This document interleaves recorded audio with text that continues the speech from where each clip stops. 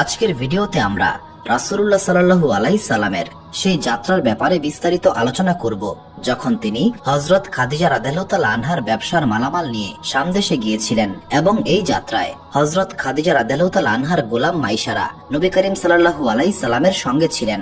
এই বাণিজ্য সফরে কাফেলার যাত্রীরা অনেক অলৌকিক ঘটনার সম্মুখীন হয়েছিলেন এবং রাসূলুল্লাহ সাল্লাল্লাহু আলাইহি সাল্লাম এমন কি কৌশল অবলম্বন করেছিলেন যার কারণে হযরত খাদিজা রাদিয়াল্লাহু তাআলা আনহা প্রথমবারের মতো তার ব্যবসায় অবিশ্বাস্য পরিমাণ মুনাফা করেছিলেন। তৎকালীন সময়ে শাম নগরী ইয়েমেনের পর পৃথিবীর দ্বিতীয় বৃহত্তম বাণিজ্য কেন্দ্র ছিল।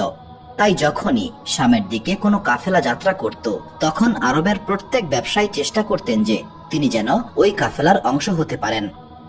যখন রাসূলুল্লাহ সাল্লাল্লাহু আলাইহি সাল্লাম হযরত খাদিজা রাদিয়াল্লাহু তাআলা আনহার ব্যবসার মালামাল নিয়ে শামের উদ্দেশ্যে রওনা হয়েছিলেন, তখন সেই কাফেলা একটি বড় কাফেলায় পরিণত হয়েছিল।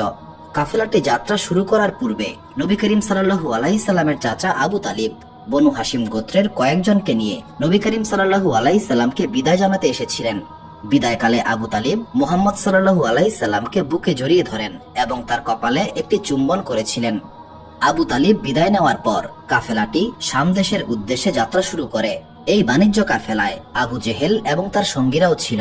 তারা বলল, আমাদের এই কাফেলা অনেক বড়। কাফেলা বড় হবার কারণে যাত্রা পথে অনেক অসুবিধা হতে পারে। তাছাড়া এত পরিমাণ মালামাল নিয়ে আমরা প্রথমবারের মতো যাত্রা করছি। মক্কা থেকে শাম দেশের রাস্তাটাও খুব বিপজ্জনক। সুতরাং আমাদের উচিত হবে আমরা আমাদের নিজেদের মধ্যে একজনকে আমাদের নেতা হিসেবে নির্বাচন করি। আমাদের নির্বাচিত নেতা এই কাফেলার একদম সামনের দিকে অবস্থান করবেন এবং তিনি লক্ষ্য রাখবেন কাফেলার উপর কোনো বিপদ আসতে পারে কিনা, এবং তিনি আমাদেরকে জানাবেন আমাদের কাফেলাকে কিভাবে চলতে হবে, কখন আমাদের ধীরে চলতে হবে বা দ্রুত চলতে হবে। যখন নেতৃত্বের প্রশ্ন উঠল, তখন প্রতিটি গোত্র তাদের মধ্য থেকে একজনকে নেতা হিসেবে নির্বাচন করার প্রস্তাব দিলেন। তবে যাদের নাম প্রস্তাব করা হয়েছিল তাদের মধ্য থেকে কাউকেই নেতা হিসেবে নির্বাচন করা হয়নি। কাফেলার মধ্যে কেউ কেউ আবু জেহেলের নাম প্রস্তাব করেছিল, আবার কেউ কেউ আবু সুফিয়ান এবং আবু হারিসের নাম প্রস্তাব করেছিল। কাকে নেতা হিসেবে নির্বাচন করা হবে এটা নিয়ে তুমুল বিতর্কের সৃষ্টি হলো। কিন্তু হযরত খাদিজা রাদিয়াল্লাহু তাআলা আনহার গোলাম মাইসারা বললেন, আমি একটি প্রস্তাব করছি। আমাদের মালিকাতুল আরব তার ব্যবসার সমস্ত দায়িত্ব মুহাম্মদকে দিয়েছেন, তাই আমি সবার নাম বাদ দিয়ে মুহাম্মদের নাম প্রস্তাব করছি। মাইসারার এই প্রস্তাব আবু জেহেল এবং তার সঙ্গীরা প্রত্যাখ্যান করল। কিন্তু বনু হাশিম গোত্রের যে সমস্ত সদস্যরা এই কাফেলায় ছিলেন তারা নবী করিম সাল্লাল্লাহু আলাইহি সাল্লামের পক্ষে ভোট দিলেন। বনু হাশিম ছাড়াও অন্যান্য গোত্রের লোকেরা মুহাম্মদ সাল্লাল্লাহু আলাইহি সাল্লামের ব্যাপারে সম্মতি দিয়েছিলেন। অন্যদিকে বেশ কিছু মানুষ আবু জেহেলের পক্ষে ভোট দিয়েছিল। নেতা নির্বাচন করার প্রশ্নে কাফেলার সমস্ত মানুষ দুই ভাগে বিভক্ত হয়ে গিয়েছিল। যখন আবু জেহেল বুঝতে পারল কাফেলার বেশিরভাগ মানুষ মুহাম্মদ সাল্লাল্লাহু আলাইহি সাল্লামকে নেতা নির্বাচন করতে চায়, তখন সে তলোয়ার বের করে বলল, এটা হতেই পারে না। যদি আব্দুল্লাহর এতিমকে নেতা নির্বাচন করা হয় তবে আমরা আমাদের তলোয়ার দিয়ে নিজেদের বুক চিরে আত্মহত্যা করব। এই লজ্জা আর অপমান আমরা সহ্য করতে পারবো না। আমরা কোনোভাবেই তাকে নেতা হিসেবে মানব না। এই কাফেলায় নবী করিম সাল্লাল্লাহু আলাইহি সাল্লামের চাচা হযরত হামজা রাদিয়াল্লাহু তাআলা আনহু ছিলেন। তাকে এই কাফেলায় বনু হাশিম গোত্রের নেতা হিসেবে নির্বাচন করা হয়েছিল। তিনি বললেন, এই বাণিজ্য সফরে মুহাম্মদ সাল্লাল্লাহু আলাইহি সাল্লাম বনু হাশিম গোত্রের হয়ে ব্যবসা করবেন না। মালিকাতুল আরব হযরত খাদিজা রাদিয়াল্লাহু তাআলা আনহা তাকে এই বাণিজ্য সফরে পাঠিয়েছেন। এরপর হযরত হামজা রাদিয়াল্লাহু তাআলা আনহু তার তলোয়ার বের করে সামনে এগিয়ে গেলেন এবং আবু জেহেলকে বললেন, হে আবু জেহেল, সাবধান হও, তোমার জিহ্বাকে সংযত করো। তুমি যদি আর একটা বার আমার ভাতিজাকে অপমান করার চেষ্টা করো তবে এখানে রক্তের বন্যা সৃষ্টি হবে। এরপর নবী করিম সাল্লাল্লাহু আলাইহি সাল্লাম সামনে এগিয়ে আসলেন এবং তিনি হযরত হামজাকে উদ্দেশ্য করে বললেন, সফরের শুরুতেই ঝগড়া আর মারামারি করা ঠিক হবে না। আমাদের বরং এই বিষয়টি শান্তিপূর্ণভাবে সমাধান করা উচিত। আমরা বরং এইভাবে নেতা নির্বাচন করি, আজ একজন নেতা হবে এবং কাল হবে আরেকজন। আবু জেহেল মনে মনে ভাবল, দিনের প্রথম অংশ অর্থাৎ সকাল থেকে দুপুর পর্যন্ত আমাদেরকে কাফেলার সামনে থাকতে হবে, কারণ তখন মানুষ ক্লান্ত থাকে না, আর দুপুর থেকে সন্ধ্যা পর্যন্ত মানুষ ক্লান্ত হয়ে যায়। তাই তখন আমরা পেছনে থাকব এবং বিশ্রাম নেব। আব্দুল্লাহর এতিমকে দুপুর থেকে সন্ধ্যা পর্যন্ত কাফেলার নেতৃত্ব দিতে হবে এবং সমস্ত কাফেলাকে সুরক্ষা প্রদান করতে হবে। রাসূলুল্লাহ সাল্লাল্লাহু আলাইহি সাল্লাম আবু জেহেলের এই অনৈতিক প্রস্তাব গ্রহণ করলেন। কাফেলাটি আবারও যাত্রা শুরু করলো। নবী করিম সাল্লাল্লাহু আলাইহি সাল্লামের নেতৃত্বে কোনো ধরনের বিপদ এই কাফেলাকে স্পর্শ করতে পারছিল না। মক্কার মানুষেরা তখন এটা জানতো না যে এই মুহাম্মদ একদিন মহান আল্লাহ তাআলার নবী হবেন, তবে তারা সবাই এটা বুঝতে পারছিল যে মুহাম্মদ অবশ্যই কোনো একটা অলৌকিক শক্তির অধিকারী। যেহেতু মক্কার লোকেরা নবুয়তের ব্যাপারে কিছুই জানতো না, তাই তারা বুঝতে পারছিল না তারা কেন এত অলৌকিক জিনিস দেখতে পাচ্ছে। এই কাফেলা 2 দিন সফর করার পর এমন একটি স্থানে পৌঁছালো যেখানে এক পাশে পাহাড় এবং অন্য পাশে খোলা প্রান্তর ছিল। সাধারণত যাত্রাপথে কাফেলাগুলো খোলা প্রান্তর দিয়ে যাত্রা করত, কিন্তু রাসূলুল্লাহ সাল্লাল্লাহু আলাইহি সাল্লাম থেমে গেলেন। তারপর হযরত খাদিজা রাদিয়াল্লাহু তাআলা আনহার গোলাম মাইসারা এবং বনু হাশিম গোত্রের সবাইকে একত্রিত করে বললেন, এখন সন্ধ্যা, এখন আমাদের বিশ্রাম করা উচিত। তবে আমার পরামর্শ হচ্ছে এই খোলা প্রান্তরে বিশ্রাম না করে আমাদেরকে ওই পাহাড়ের দিকে যেতে হবে।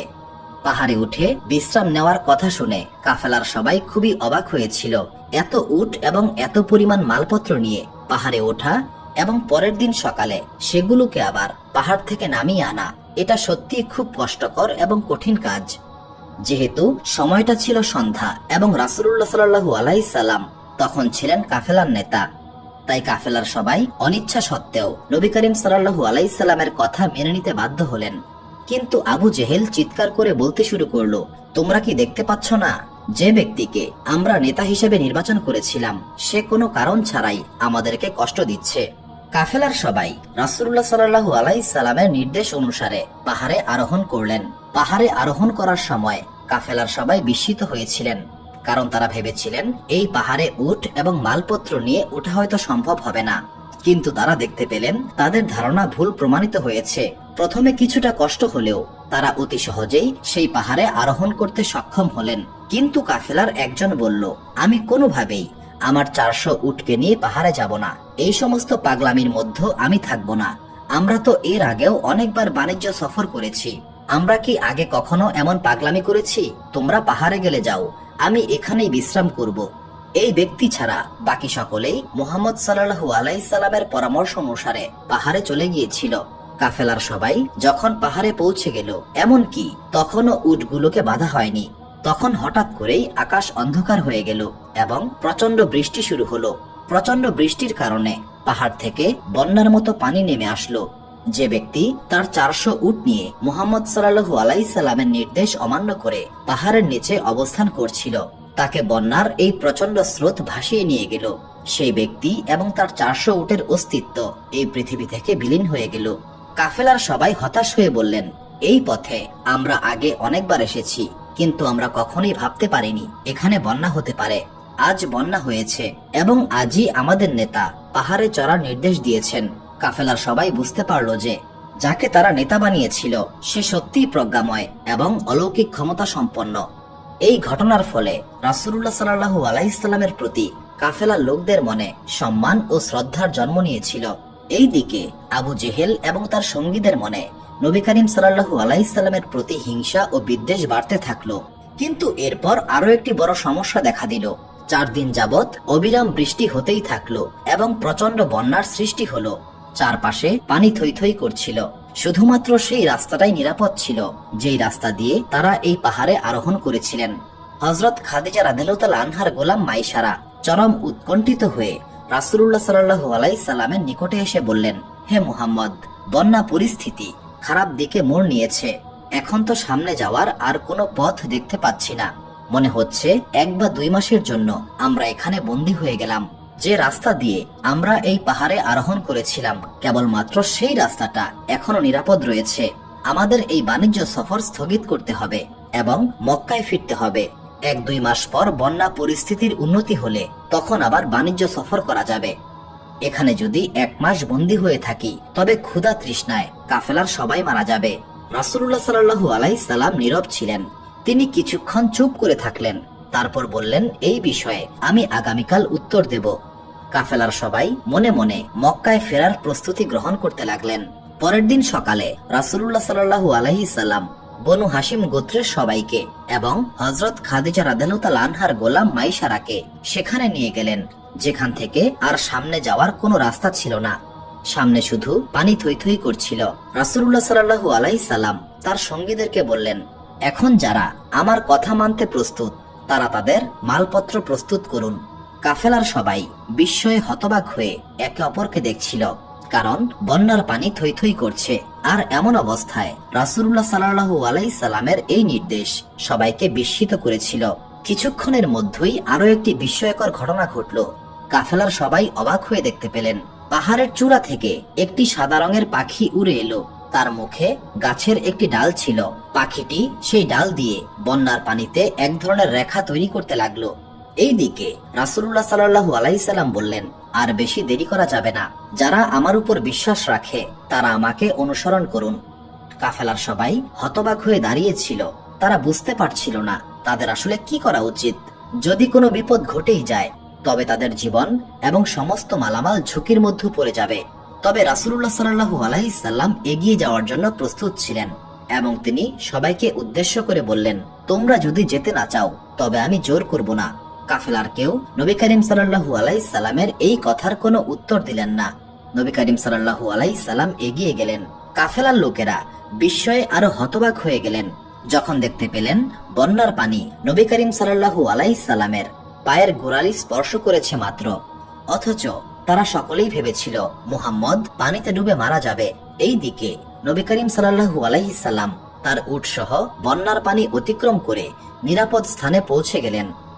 নবী করিম সাল্লাল্লাহু আলাইহি সাল্লামকে প্রথম অনুসরণ করলেন তার চাচা হামজা রাদিয়াল্লাহু তাআলা আনহু এবং তিনিও নিরাপদ স্থানে পৌঁছে গেলেন।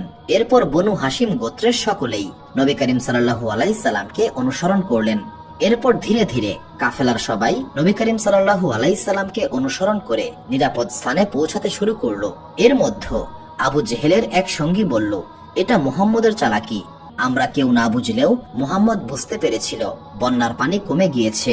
মুহাম্মদের দেখানো রাস্তা দিয়ে যেতে হবে এমন কোনো কথা নাই।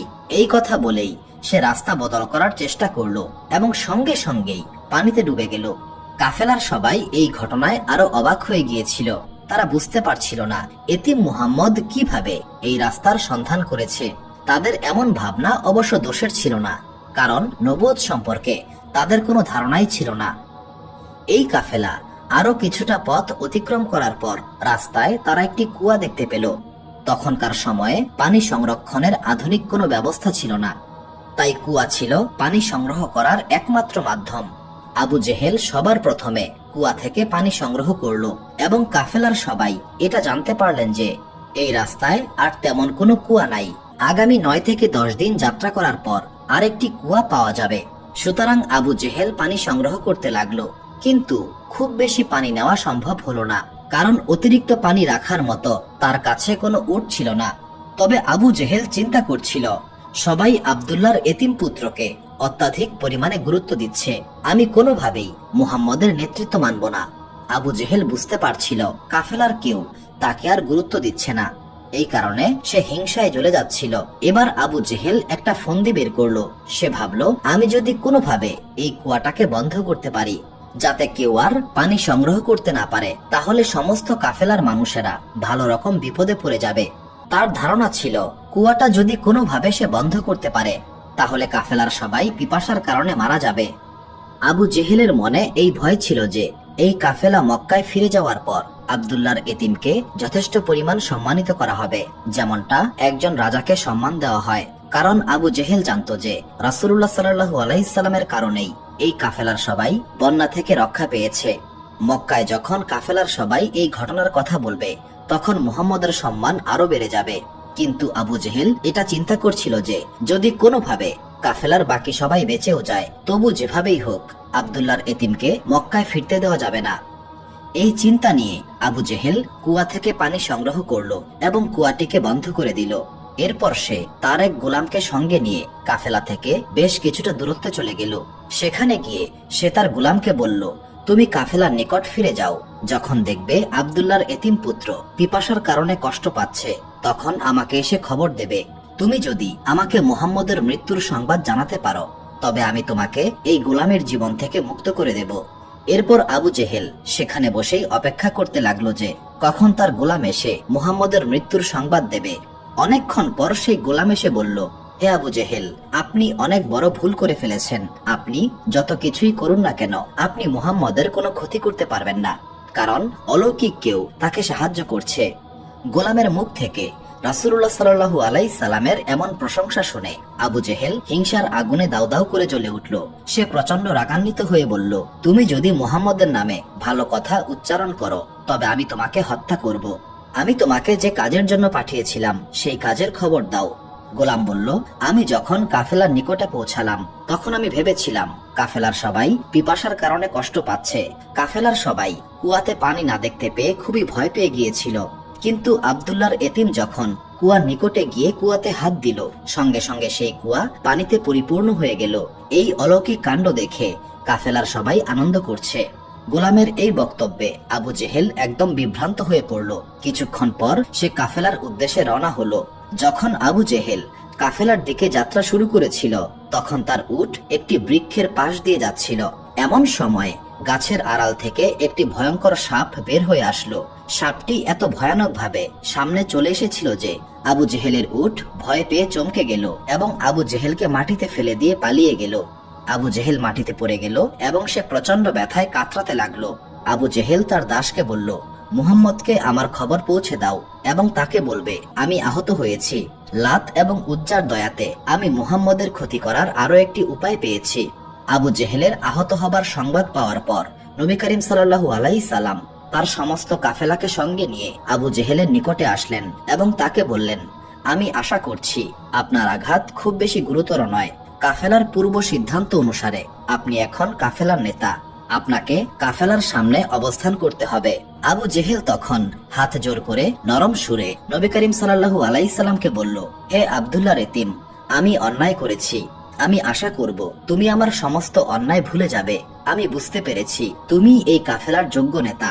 দিনের প্রথম ভাগে কাফেলাকে আমি নেতৃত্ব দিতাম, কিন্তু আমি ঘোষণা করছি আজ থেকে তুমিই হবে সমস্ত দিন ও রাতের জন্য এই কাফেলার নেতা। তুমি কাফেলার সামনে অবস্থান করবে এবং আমরা সবাই তোমাকে অনুসরণ করব। আবু জেহেলের এই বক্তব্য শুনে রাসূলুল্লাহ সাল্লাল্লাহু আলাইহি সাল্লামের চাচা হযরত আব্বাস রাদিয়াল্লাহু তাআলা আনহু প্রচন্ড খুশি হলেন। তিনি নবী করিম সাল্লাল্লাহু আলাইহি সাল্লামকে আলিঙ্গন করে বললেন, হে আমার ভাতিজা, এটা আমার জন্য খুবই আনন্দের দিন। আবু জেহেলও তোমার সম্মান এবং মর্যাদাকে স্বীকার করে নিতে বাধ্য হয়েছে। রাসূলুল্লাহ সাল্লাল্লাহু আলাইহি সাল্লাম হাসি মুখে কিন্তু নিচু স্বরে বললেন, চাচা, আপনি আবু জেহেলের কথায় বিভ্রান্ত হবেন না। আবু জেহেলের এই মিষ্টি কথার আড়ালে কোনো একটা প্রতারণা লুকিয়ে আছে এবং এই কারণেই আবু জেহেল এমন ব্যবহার করছে। এরপর রাসূলুল্লাহ সাল্লাল্লাহু আলাইহি সাল্লাম সামনের দিকে এগিয়ে গেলেন। কাফেলার সবাই নবী করিম সাল্লাল্লাহু আলাইহি সাল্লামকে অনুসরণ করছিলেন। রাসূলুল্লাহ সাল্লাল্লাহু আলাইহি সাল্লাম একটু বেশি সামনে ছিলেন, যাতে কোনো বিপদ ঘটলে কাফেলার বাকি সদস্যরা নিরাপদ থাকতে পারে। অন্যদিকে আবু জেহেল ভাবছিল তার পরিকল্পনা সফল হয়েছে। এই আনন্দ তার মনে চেপে রাখতে খুবই কষ্ট হচ্ছিল। এক পর্যায়ে রাসূলুল্লাহ সাল্লাল্লাহু আলাইহি সাল্লামের উট সেই বৃক্ষের নিকটে পৌঁছে গেল। ঠিক তখনই সেই ভয়ানক সাপ গাছের আড়াল থেকে বের হয়ে রাসূলুল্লাহ সাল্লাল্লাহু আলাইহি সাল্লামের উটের সামনে চলে আসলো। রাসূলুল্লাহ সাল্লাল্লাহু আলাইহি সাল্লামের উট ভয় পেয়ে পালিয়ে যাওয়ার চেষ্টা করছিল, কিন্তু রাসূলুল্লাহ সাল্লাল্লাহু আলাইহি সাল্লাম উটটির গায়ে হাত বুলিয়ে সান্ত্বনা দিতে লাগলেন। অন্যদিকে সাপটি ভয়ানকভাবে ফুসফুস করছিল, কিন্তু যখন সাপটির নজর রাসূলুল্লাহ সাল্লাল্লাহু আলাইহি সাল্লামের দিকে গেল তখন সাপটি একেবারে শান্ত হয়ে গিয়েছিল। কিছুক্ষণ পর সাপটি নবী করিম সাল্লাল্লাহু আলাইহি সাল্লামের দিকে এগিয়ে আসলো। নবী করিম সাল্লাল্লাহু আলাইহি সাল্লাম সাপটির মাথায় হাত বুলিয়ে আদর করে দিলেন। নবী করিম সাল্লাল্লাহু আলাইহি সাল্লামের হাত মুবারকের পবিত্র স্পর্শ পাওয়ার পর সাপটি ধীরে ধীরে তার আস্তানার দিকে চলে গেল। এমন অদ্ভুত অলৌকিক কাণ্ড যে ঘটা সম্ভব সেটা কাফেলার লোকেরা কোনোদিন চিন্তাও করে নাই।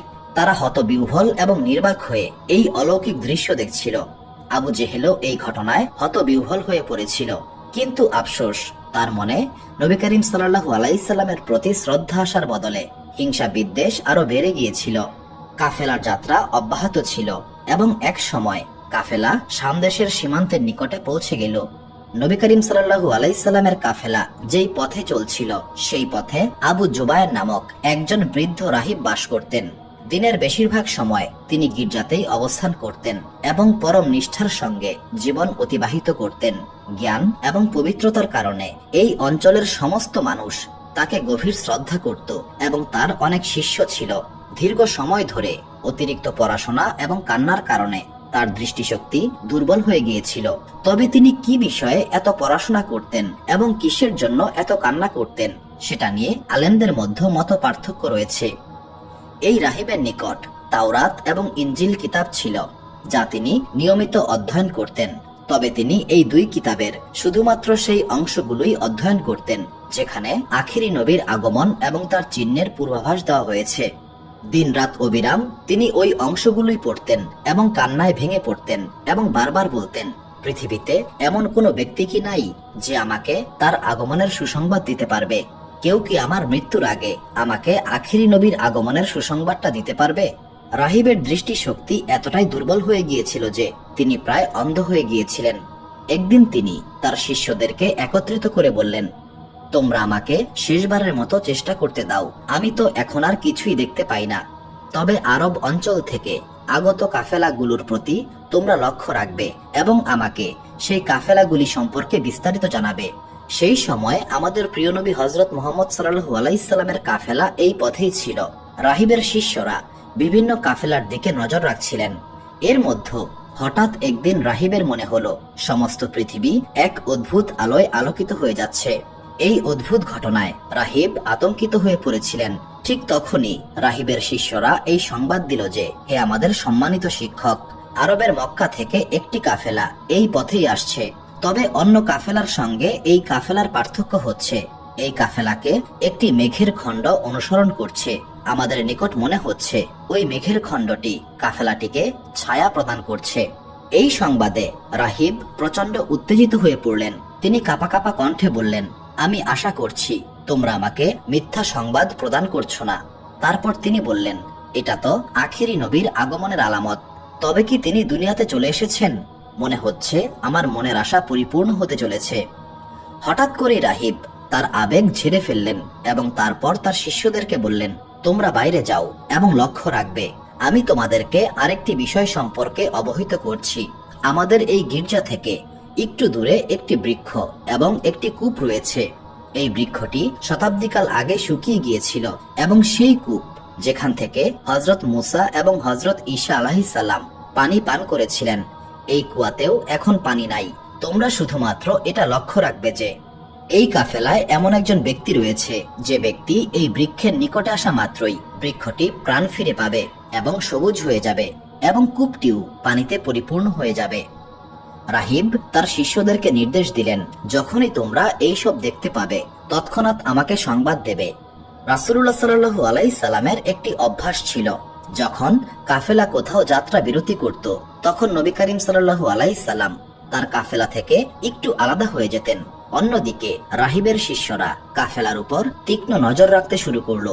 তারা দেখলেন কাফেলাটি যাত্রা বিরতি করেছে এবং সেই কাফেলা থেকে একজন যুবক আলাদা হয়ে গেলেন এবং যখন তিনি আলাদা হলেন তখন সে মেঘের খণ্ড কাফেলাকে ছেড়ে তাকে অনুসরণ করছিল। যুবকটি যখনই ওই বৃক্ষটির নিচে আশ্রয় নিলেন তার কিছুটা সময় পরেই বৃক্ষটি সবুজ হতে শুরু করলো। রাহিবের শিষ্যরা এবার কূপটির নিকটে পৌঁছে গেলেন এবং দেখতে পেলেন কূপটি পানিতে পরিপূর্ণ হয়ে আছে। রাহিবের শিষ্যরা আর দেরি করলেন না, খুব দ্রুত রাহিবের নিকট গিয়ে সমস্ত ঘটনা খুলে বললেন। সমস্ত কিছু শুনে রাহিব মহান আল্লাহ তাআলার শুকরিয়া আদায় করে বললেন, মহান আল্লাহ তাআলা আমার দোয়া কবুল করেছেন, সুবহানাল্লাহ। অন্যদিকে আবু জেহেলের দাস এই অলৌকিক ঘটনার সাক্ষী হয়েছিল। সে দৌড়ে আবু জেহেলকে এই অলৌকিক ঘটনার সংবাদ দিল। আবু জেহেল তার সঙ্গীদেরকে বলল, আমরা বহুবার এই পথে যাত্রা করেছি, কিন্তু এমন অদ্ভুত ব্যাপার আগে কখনো শুনি নাই। এইদিকে রাহিব তার শিষ্যদেরকে বললেন, তোমরা এখনই এই কাফেলার নিকটে যাও, সেখানে গিয়ে কাফেলার সবাইকে নিমন্ত্রণ করবে। নিমন্ত্রণের কথা যখন আবু জেহেলের কানে গেল তখন সে খুব আনন্দিত হলো। সে বলল, এটা খুব ভালো একটা খবর, অন্তত রান্না করার ঝামেলা থেকে মুক্তি পাওয়া যাবে। কিন্তু কাফেলার অন্য এক সদস্য বললেন, আমাদের এত মূল্যবান ব্যবসায়িক মালামাল এখানে রয়েছে, এই সমস্ত কিছু অরক্ষিত রেখে আমরা কি নিমন্ত্রণ রক্ষা করতে যাব? আবু জেহেলেরও ইচ্ছা ছিল যেভাবেই হোক মুহাম্মদ সাল্লাল্লাহু আলাইহি সাল্লাম যেন এই দাওয়াতে অংশগ্রহণ করতে না পারেন। তাই আবু জেহেল বলল, ভয় পাওয়ার কোনো কারণ নাই, আমাদের নিকট মুহাম্মদ রয়েছে, যাকে তোমরা আলামিন বলে ডাকো। তার জিম্মায় এই সমস্ত মালামাল রেখে দাও। তারপর সবাই চলো, আমরা নিমন্ত্রণ রক্ষা করতে যাই। আবু জেহেলের এই প্রস্তাবে সবাই সম্মত হলেন। কাফেলার সবাই নবী করিম সাল্লাল্লাহু আলাইহি সাল্লামের নিকটে এসে বললেন, এখানে এত মূল্যবান মালামাল রয়েছে, আপনি ছাড়া অন্য কাউকে আমরা বিশ্বাস করতে পারছি না। মুহাম্মদ সাল্লাল্লাহু আলাইহি সাল্লাম কাফেলার লোকদের এই আবেদন মঞ্জুর করলেন। অতঃপর সবাই নিমন্ত্রণ রক্ষা করতে রাহিবের গৃহে গেলেন। যখন সবাই দস্তরখানে আসন গ্রহণ করলেন, তখন রাহিব সবার নিকটে গিয়ে প্রত্যেকের মুখ দেখতে লাগলেন। কিন্তু একজন একজন করে সবাইকে দেখে রাহিব খুবই হতাশ হয়ে গেলেন। রাহিবের শিষ্যরা রাহিবের এই হতাশা বুঝতে পেরে তারা কিংকর্তব্য বিমূঢ় হয়ে দাঁড়িয়ে রইলেন। আবু জেহেল অনুভব করতে পারছিল নিশ্চয়ই কোনো একটা ঝামেলা হয়েছে। খাবার গ্রহণের জন্য কাফেলার সবাই দস্তরখানে আসন গ্রহণ করেছেন, কিন্তু খাবার পরিবেশন করা হচ্ছে না। আবু জেহেল যথেষ্ট পরিমাণ বিরক্ত হচ্ছিল, কিন্তু এই অবস্থায় তার কি বলা উচিত সেটা সে বুঝতে পারছিল না। কিন্তু নবী করিম সাল্লাল্লাহু আলাইহি সাল্লামের চাচা হযরত আব্বাস রাদিয়াল্লাহু তাআলা আনহু এই বিষয়টি বুঝতে পেরে রাহিবের নিকটে গেলেন এবং বললেন, হে সম্মানিত রাহিব, আপনাকে চিন্তিত মনে হচ্ছে।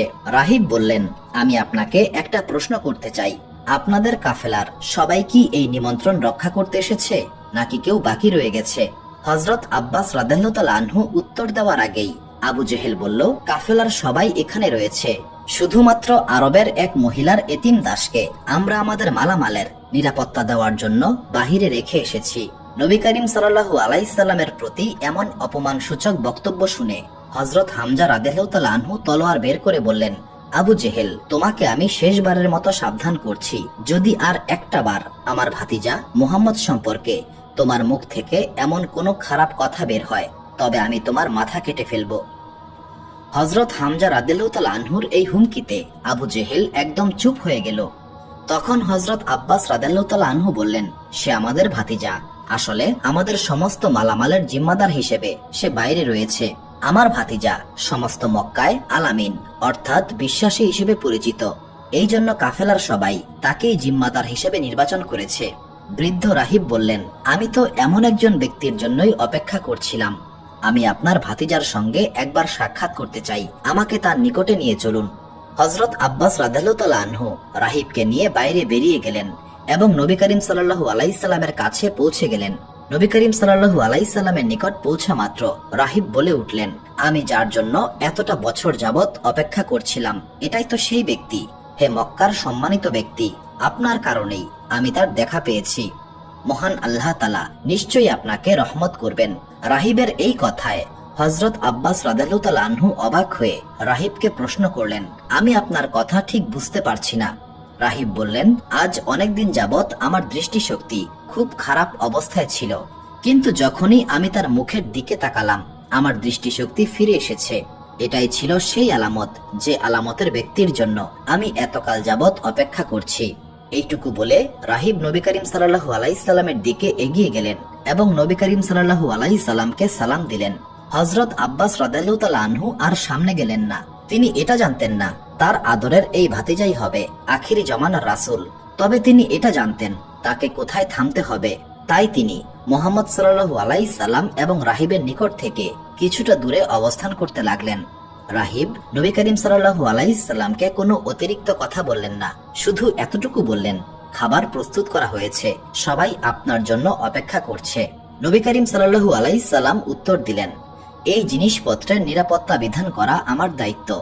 রাহিব বললেন, আপনি চিন্তা করবেন না, আমার শিষ্যবৃন্দ আপনাদের এই জিনিস পাহারা দেবে, এবং যদি এখান থেকে সরিষা দানা পরিমাণ কোনো বস্তু হারিয়ে যায় তবে আমি সেই ক্ষতিপূরণ দিতে প্রস্তুত রয়েছি, দয়া করে আপনি আমার সঙ্গে চলুন। এই কথা বলে রাহিব নবী করিম সাল্লাল্লাহু আলাইহি সাল্লামকে সঙ্গে নিয়ে তার গৃহের উদ্দেশ্যে রওনা দিলেন। তবে সোজা খাবারের স্থানে না গিয়ে একটি বিশেষ কক্ষে নিয়ে গেলেন। এই কক্ষের দরজা খুবই ছোট ছিল। নবী করিম সাল্লাল্লাহু আলাইহি সাল্লামের জীবনের একটি বিশেষ বৈশিষ্ট্য ছিল, নবী করিম সাল্লাল্লাহু আলাইহি সাল্লাম যেমন ধরনের পোশাকই পরতেন না কেন, সেই পোশাক তার দেহ মুবারকের সঙ্গে খাপ খেয়ে যেত। বড় পোশাক পরলে সেই পোশাক ছোট হয়ে যেত এবং ছোট পোশাক পরলে তা নিজেই বড় হয়ে যেত। তবে রাসূলুল্লাহ সাল্লাল্লাহু আলাইহি সাল্লামের সবচেয়ে বড় বৈশিষ্ট্য ছিল তিনি সারা জীবন মহান আল্লাহ তাআলা ছাড়া অন্য কারো সামনে মাথা নত করেন নাই। এমনকি যদি কোনো দরজা খুব ছোট হতো, সাধারণ মানুষকে সেখানে প্রবেশ করার জন্য মাথা নত করতে হতো, কিন্তু নবী করিম সাল্লাল্লাহু আলাইহি সাল্লাম যখন তেমন কোনো দরজা দিয়ে প্রবেশ করতেন তখন সেই দরজাটি অলৌকিকভাবে বড় হয়ে যেত, যাতে মুহাম্মদ সাল্লাল্লাহু আলাইহি সাল্লামকে মাথা নত না করতে হয়। এটাই ছিল সেই চিহ্ন যা রাহিব খুব ভালোভাবেই জানতেন। তিনি নবী করিম সাল্লাল্লাহু আলাইহি সাল্লামকে এমন একটি কক্ষে নিয়েছিলেন যে কক্ষের দরজা ছোট ছিল এবং তিনি যেন সেই চিহ্নের প্রমাণ পেতে পারেন। ঠিক তখনই নবী করিম সাল্লাল্লাহু আলাইহি সাল্লাম সেই দরজা দিয়ে প্রবেশ করলেন এবং দরজাটি নিজেই বড় হয়ে গেল। এটা ছিল মহান আল্লাহ তাআলার অপার মহিমার এক অনন্য নিদর্শন। রাহিব নবী করিম সাল্লাল্লাহু আলাইহি সাল্লামের দিকে মুগ্ধ দৃষ্টিতে তাকিয়ে রইলেন। এমন সময় হযরত খাদিজা রাদিয়াল্লাহু তাআলা আনহার গোলাম মাইশারাও সেই কক্ষে এসে উপস্থিত হলেন। বৃদ্ধ রাহিব নবী করিম সাল্লাল্লাহু আলাইহি সাল্লামের সামনে নিজের হাতে খাবার পরিবেশন করলেন এবং নবী করিম সাল্লাল্লাহু আলাইহি সাল্লামকে খুবই যত্ন সহকারে খাবার খাওয়ালেন। নবী করিম সাল্লাল্লাহু আলাইহি সাল্লাম খাবার খাওয়া শেষ করে গৃহের বাইরে চলে গেলেন। রাহিব এইবার মাইশারাকে জিজ্ঞাসা করলেন, হে মাইশারা, তোমরা কি একই গোত্রের মানুষ? মাইশারা বললেন, আমি একজন দাস মাত্র এবং মুহাম্মদ মক্কার সবচেয়ে সম্ভ্রান্ত গোত্রের মানুষ। তবে আমার মালকিনের পক্ষ থেকে তিনি বাণিজ্য সফর করতে এসেছেন। আমার মালকিন তাকে ব্যবসায়িক অংশীদার করেছেন এবং তিনি আমার মালকিনের পক্ষ থেকে পণ্য বিক্রি করবেন। রাহিব এইবার মাইশারাকে তার মালকিন সম্পর্কে কিছু প্রশ্ন করলেন। তারপর রাহিব কিছুক্ষণ চুপ করে কি যেন একটা ভাবলেন। তারপর মাইশারাকে উদ্দেশ্য করে বললেন, তোমার মালকিনকে মহান আল্লাহ তাআলা বিরল এক সম্মানের অধিকারিণী করবেন। তোমার মালকিন এমন একজন ব্যক্তির স্ত্রী হবেন যিনি হবেন আখিরি জমানার রাসূল। তোমার মালকিন এই দুনিয়া এবং আখিরাত দুই স্থানেই সর্বোচ্চ সম্মানিত হবেন। মাইশারা অবাক হয়ে বললেন, আমার মালকিনের সঙ্গে কার বিয়ে হবে? রাহিব এবার মুচকি হাসলেন এবং বললেন, তুমি তাকে খুব ভালো করেই চেনো, সময় মতো সবই জানতে এবং বুঝতে পারবে। মাইশারা আর কোনো প্রশ্ন করলেন না, কারণ মাইশারা বুঝতে পেরেছিলেন রাহিব তাকে আর কিছুই বলবেন না। তবে মাইশারা মনে মনে ভাবছিলেন, রাহিবের কথা মতো আমার মালকিনের সঙ্গে যার বিয়ে হবে সে যদি আব্দুল্লাহর পুত্র মুহাম্মদ হতো তবে কতই না ভালো হতো। যাই হোক, কাফেলা আবার যাত্রা শুরু করলো। কাফেলাটি দুপুর বেলায় শহরে প্রবেশ করলো। ব্যবসায়ীরা সাধারণত রাতে বা দুপুরে না গিয়ে সকাল বেলায় শহরে প্রবেশ করতে চায়, যাতে তারা সারাদিন বেচাকেনা করতে পারে। দীর্ঘ 2 মাসের যাত্রার পর বাণিজ্য কাফেলা শহরে পৌঁছাতে সক্ষম হয়েছিল এবং কাফেলার ব্যবসায়ীরা তাদের পণ্য দ্রুত বিক্রি করতে চাইলেন। তবে বাজার তখন ব্যস্ত ছিল, কারণ অন্যান্য কাফেলাও তখন শহরে প্রবেশ করেছিল। ব্যবসায়ীরা সবার নিজের মাল বিক্রি করতে শুরু করেছিল এবং বাজার এক অস্থির জায়গায় পরিণত হয়েছিল। যখন কাফেলাটি শহরে পৌঁছালো তখন কাফেলার সবাই খুব দ্রুত দৌড়ে বাজারের দিকে চলে গেল। তবে নবী করিম সাল্লাল্লাহু আলাইহি সাল্লাম এই দৃশ্য দেখে মাইশারাকে বললেন, হে মাইশারা, আমাদের তাড়াহুড়া করতে হবে না, আমাদের উটগুলিকে পেছনে রাখো। যখন কাফেলার সবাই তাদের পণ্য বিক্রি করতে শুরু করবে তখন আমরা বাজারে যাব। মাইশারা আশ্চর্য হয়ে গেলেন। তিনি বললেন, হে আব্দুল্লাহর পুত্র মুহাম্মদ, আপনি ভুল পদ্ধতি অবলম্বন করছেন। সবাই তো আগে আগে পণ্য বিক্রি করে ফেলবে, বেচাকেনা হয়ে গেলে এই বাজার ক্রেতা শূন্য হয়ে যাবে। বাজার ক্রেতা শূন্য হয়ে গেলে আমাদের পণ্য কে কিনবে? নবী করিম সাল্লাল্লাহু আলাইহি সাল্লাম শান্তভাবে উত্তর দিলেন, আমি যেইভাবে পণ্য বিক্রি করতে চাই সেটা ভিড় তৈরি করে নয়। আপনি পেছনেই থাকুন। প্রথমেই যারা পণ্য বিক্রি করে ফেলতে চাইছে তারা বিক্রি করে ফেলুক। আমি মহান আল্লাহ তাআলার উপর ভরসা করি এবং আমার ব্যবসায়িক কৌশলের উপরও ভরসা রাখি। এইভাবে নবী করিম সাল্লাল্লাহু আলাইহি সাল্লাম পেছনে দাঁড়িয়ে রইলেন। অন্যদিকে বাজারে প্রচুর ক্রেতার সমাগম হয়েছিল। বাজারে অনেক বড় বড় ব্যবসায়ীর আগমন ঘটেছিল এবং তারা প্রচুর পরিমাণে পণ্য কিনেছিল। সন্ধ্যার দিকে ধীরে ধীরে বাজার ক্রেতা শূন্য হয়ে পড়েছিল। বড় বড় ব্যবসায়ীরা তাদের প্রয়োজন মিটিয়ে তাদের গন্তব্যে চলে গেলেন। আবু জেহেল এবং তার সঙ্গীরা রাসূলুল্লাহ সাল্লাল্লাহু আলাইহি সাল্লামকে নিয়ে হাসি ঠাট্টা করতে লাগলো। তারা বলল, আমরা আমাদের সমস্ত পণ্য বিক্রি করে ফেলেছি, আর খাদিজার এতিম চাকরটা এখনো কিছুই বিক্রি করতে পারে নাই, এখন তার পণ্য কে কিনবে?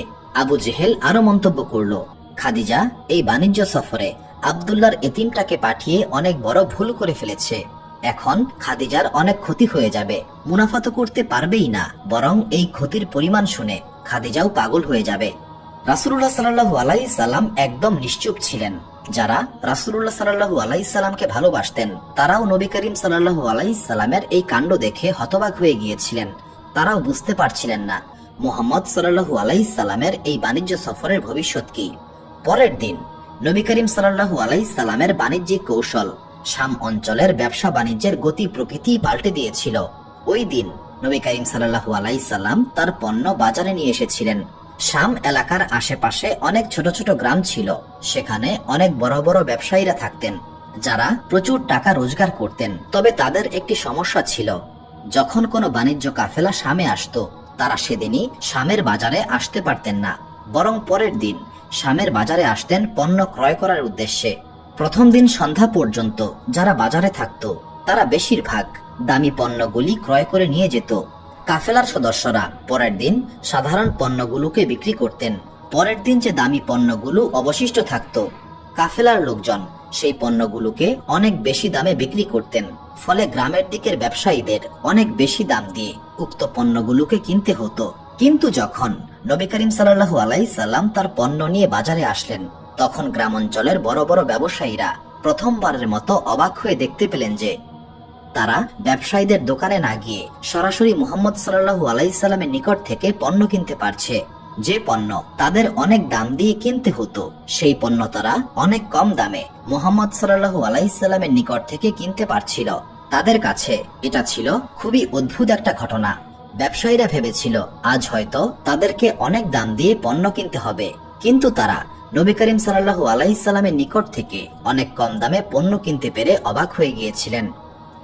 নবী করিম সাল্লাল্লাহু আলাইহি সাল্লাম নিজে সরাসরি মালামাল বিক্রি করছিলেন এবং ক্রেতারা প্রচন্ড খুশি মনে মালামাল কিনছিলেন। আরো মজার ব্যাপার হচ্ছে পণ্য কেনার জন্য খুব বেশি দরদাম করতে হচ্ছিল না। এটা তাদের নিকট ছিল এক নতুন অভিজ্ঞতা। যখন আবু জেহেল এই দৃশ্য দেখল সে বুঝতে পারল মুহাম্মদ যেভাবে ব্যবসা করছে সেটা আরো বেশি লাভজনক, এবং সে আরো বুঝতে পারল ব্যবসায় ধৈর্য ধরে রাখা এবং সঠিক সময়ের জন্য অপেক্ষা করা কতটা গুরুত্বপূর্ণ। অন্যদিকে সমস্ত শহর জুড়ে এই খবর ছড়িয়ে পড়ল যে শহরে খুব সস্তায় পণ্য বিক্রি হচ্ছে। এমনকি একজন ইহুদি আলেম এই খবর শুনে খুব দ্রুত বাজারে এসে উপস্থিত হলো। সে নবী করিম সাল্লাল্লাহু আলাইহি সাল্লামকে দেখেই চিনতে পারলো এবং বুঝতে পারলো যে এই ব্যক্তি সেই আখিরি জমানার নবী যাকে আমরা এত বছর যাবৎ হন্যে হয়ে খোঁজ করছিলাম। রাসূলুল্লাহ সাল্লাল্লাহু আলাইহি সাল্লামকে দেখে ইহুদি আলেমের অন্তরে প্রচন্ড ভয়ের সঞ্চার হলো এবং সে তার সঙ্গীদেরকে বলল, এই সেই ব্যক্তি যে আখিরি নবী হিসেবে আত্মপ্রকাশ করবে। এর কারণেই আমাদের জাতি বনি ইসরাইল নবুয়ত থেকে বঞ্চিত হয়েছে। যে কোনো ভাবেই হোক এই ব্যক্তির একটা ব্যবস্থা করতেই হবে। ইহুদি আলেম এবং তার সঙ্গীরা চারপাশ খুব ভালোভাবে পরীক্ষা করলো, কিন্তু নবী করিম সাল্লাল্লাহু আলাইহি সাল্লামকে আক্রমণ করার কোনো উপায় খুঁজে পাচ্ছিল না। কারণ নবী করিম সাল্লাল্লাহু আলাইহি সাল্লামের সঙ্গীরা সংখ্যায় ছিল অনেক এবং তারা নবী করিম সাল্লাল্লাহু আলাইহি সাল্লামের খুব নিকটেই অবস্থান করছিলেন। অনেক চিন্তা ভাবনার পর ইহুদি আলেম একটি কৌশল আবিষ্কার করলো। সে নবী করিম সাল্লাল্লাহু আলাইহি সাল্লামের নিকটে গিয়ে কিছু পণ্যের দাম জিজ্ঞাসা করলো। নবী করিম সাল্লাল্লাহু আলাইহি সাল্লাম বললেন, এই সমস্ত পণ্যের দাম 500 দিরহাম। ইহুদি আলেম তখন বলল, আমি সমস্ত পণ্যই কিনতে চাই, কিন্তু আমার সঙ্গে এখন এত দিরহাম নেই। আপনি আমার সঙ্গে আমার বাড়িতে চলুন, সেখানে আমি আপনাকে সমস্ত দিরহাম পরিশোধ করে দেব। নবী করিম সাল্লাল্লাহু আলাইহি সাল্লাম সেই ইহুদি আলেমের সঙ্গে তার বাড়ির উদ্দেশ্যে রওনা দিলেন। ইহুদি ব্যক্তি নবী করিম সাল্লাল্লাহু আলাইহি সাল্লামকে সঙ্গে নিয়ে তার ঘরে পৌঁছে গেলেন এবং নবী করিম সাল্লাল্লাহু আলাইহি সাল্লামকে বললেন, আপনি এখানে বসে কিছুক্ষণ অপেক্ষা করুন, আমি অন্দর থেকে দিরহাম নিয়ে আসছি। এরপর ইহুদি ব্যক্তি ভেতর বাড়িতে প্রবেশ করে তার স্ত্রীকে ডেকে বললেন, আখিরি জমানার নবী এখন আমাদের ঘরে অবস্থান করছেন। এই ব্যক্তির কথাই আমি বারবার বলতাম, এই ব্যক্তি আমাদের ধর্মকে ধ্বংস করে ফেলবে। আমাদের এমন কিছু করতে হবে যাতে আজকের দিনটাই তার জীবনের শেষ দিন হয়। ইহুদি আলেমের স্ত্রী প্রশ্ন করল, আমি আপনাকে কিভাবে সাহায্য করতে পারি? তখন ইহুদি আলেম বলল, তুমি জব চূর্ণ করার পাটা নিয়ে ছাদে চলে যাও। যখন সে বের হবে তখনই পাটা তার মাথার উপরে ফেলবে, যেন মনে হয় এটা একটা দুর্ঘটনা। ইহুদির স্ত্রী পাটা নিয়ে ছাদে চলে গেল, কিন্তু মহান আল্লাহ তাআলার অসীম কুদরত এই চক্রান্তকে পাল্টে দিয়েছিল। সুবহানাল্লাহ। যখন ইহুদি আলেমের স্ত্রী পাটা নিচে ফেলল ঠিক তখনই ইহুদি আলেমের 2 সন্তান ঘরে প্রবেশ করছিল। পাটা পড়ল তাদের 2 সন্তানের উপর এবং তারা ঘটনাস্থলেই ইন্তেকাল করলো। অন্যদিকে মুহাম্মদ সাল্লাল্লাহু আলাইহি সাল্লাম নিরাপদে রইলেন। এই মর্মান্তিক ঘটনায় ইহুদি ব্যক্তি চিৎকার করে উঠল এবং তার স্ত্রী নিজের ভুল বুঝতে পারল। নবী করিম সাল্লাল্লাহু আলাইহি সাল্লাম নিরাপদে তার কাফেলার নিকটে চলে গেলেন। অন্যদিকে ওই ইহুদি তার সঙ্গীদেরকে নিয়ে নবী করিম সাল্লাল্লাহু আলাইহি সাল্লামের উপর হামলা করার চেষ্টা করেছিল, কিন্তু মক্কাবাসীদের প্রায় সবাই নবী করিম সাল্লাল্লাহু আলাইহি সাল্লামের পক্ষে সেই হামলা প্রতিরোধ করেছিল। শুধুমাত্র আবু জেহেল চেষ্টা করেছিল যেন ইহুদিদের এই হামলায় মুহাম্মদ সাল্লাল্লাহু আলাইহি সাল্লাম নিহত হয়ে যান, কিন্তু মহান আল্লাহ তাআলা আবু জেহেলের এই প্রচেষ্টাকেও ব্যর্থ করে দিলেন। সুবহানাল্লাহ। সুপ্রিয় দর্শক মণ্ডলী, প্রতিদিন নতুন নতুন ভিডিও পেতে আমাদের চ্যানেলটি অবশ্যই সাবস্ক্রাইব করুন।